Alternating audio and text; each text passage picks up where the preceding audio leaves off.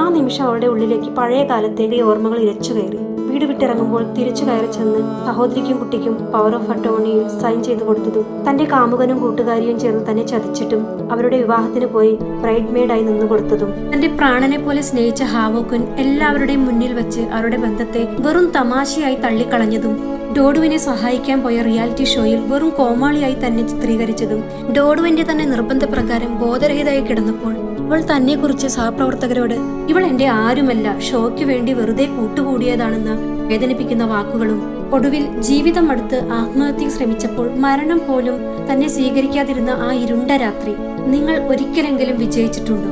ആ വാചകം ഒരു ഇലക്ട്രിക് ഷോക്ക് പോലെ അവളുടെ ഉള്ളിൽ പ്രവർത്തിച്ചു. ലക്ഷ്യത്തെക്കുറിച്ച് വീണ്ടും അവൾ ഓർത്ത് റഫറിയുടെ കൗണ്ട് അവസാനിക്കുന്നതിന് തൊട്ടു മുമ്പ് അത്ഭുതകരമെന്നോണം അവൾ എഴുന്നേറ്റ് നിന്നു. 3-ാം റൗണ്ടിന്റെ ഫൈനൽ ബെൽ അടിച്ചു കഴിഞ്ഞിരുന്നു. മത്സരം അവസാനിച്ചെങ്കിലും വീണെടുത്തു നിന്നും എഴുന്നേൽക്കാൻ